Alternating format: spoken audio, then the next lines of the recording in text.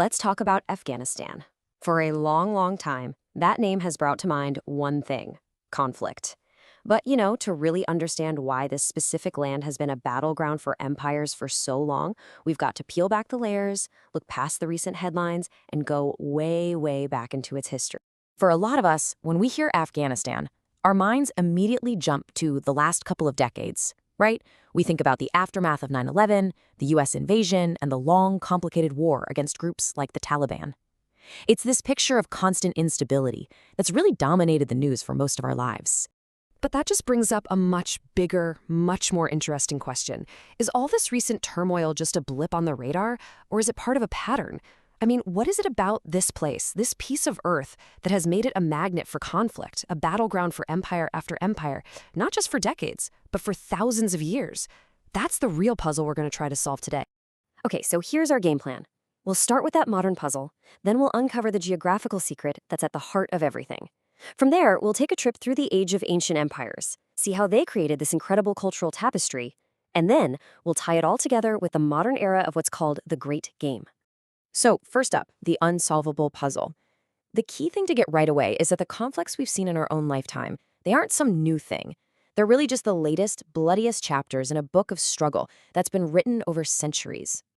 To really get to the root of why this conflict seems to go on, we have to look past the politics, past the ideologies, and just look at a simple map. Because honestly, more than anything else, the story of Afghanistan is a story of geography. And boom, here it is. This is the key to the whole thing. The historian Arnold Toynbee had this perfect description for it. He called Afghanistan a roundabout of civilization.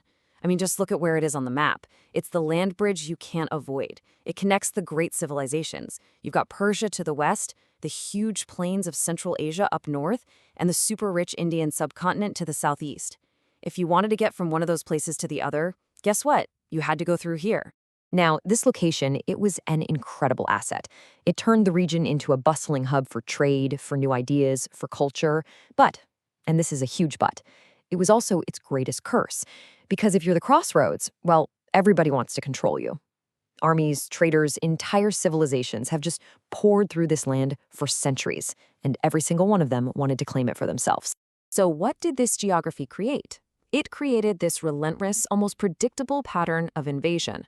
So let's dive into the Age of Empires, and you'll see what I mean by a cascade of conquest, all happening over this one strategic piece of land. I mean, the pattern is just wild. It's like a revolving door. Around 550 BC, the massive Persian Empire is in charge. A couple hundred years later, Alexander the Great comes sweeping in from Greece. After his empire falls apart, local kings with Greek roots take over. Then, from Central Asia, the Kushans roll in and unify the region, only to get swallowed up themselves by another Persian dynasty, the Sasanians. The names on the jersey keep changing, but the game stays the same. One power comes in and pushes the other one out.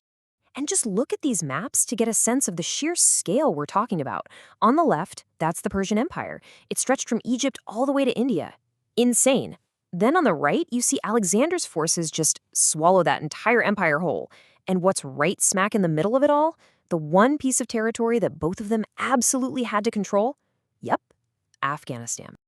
But okay, here's the fascinating twist in all this. These empires didn't just come to conquer and destroy. They also built. They contributed. Every single wave of invaders, traders, and settlers, they all left a piece of their world behind. And over time, they wove this incredibly unique cultural and religious tapestry. You can really see that layering effect here. It's amazing. So the early Persians, they bring Zoroastrianism. Then Alexander's armies march in, and they add this whole layer of Greek art, architecture, and philosophy.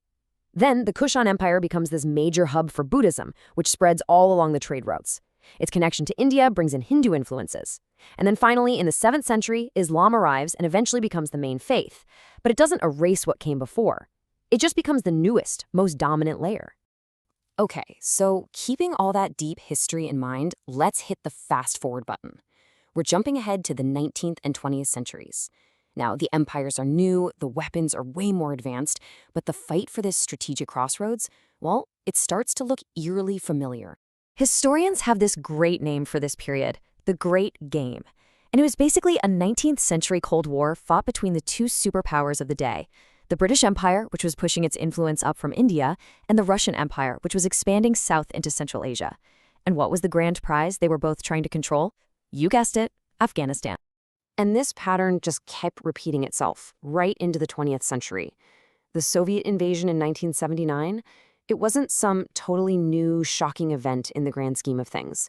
It was just another world power trying to lock down that same vital piece of geopolitical real estate. It was the Great Game, just with new players and new rules. This quote just nails it, doesn't it? It sums up the whole story. This constant pressure from outside powers has made it incredibly difficult for a stable, unified country to ever really take root. For century after century, the fate of this land has been shaped less by its own people and more by the ambitions of faraway empires who just saw it as a square on a global chessboard. You know, in the end, maybe the most enduring power in Afghanistan isn't an army or an empire at all, but the land itself. For thousands of years, invaders have come and gone. They've marched their armies through these passes, they've fought their battles in these valleys, but the mountains always remain. And the central question today is really the same one it's always been. Can a lasting peace ever truly be built at the crossroads of the world?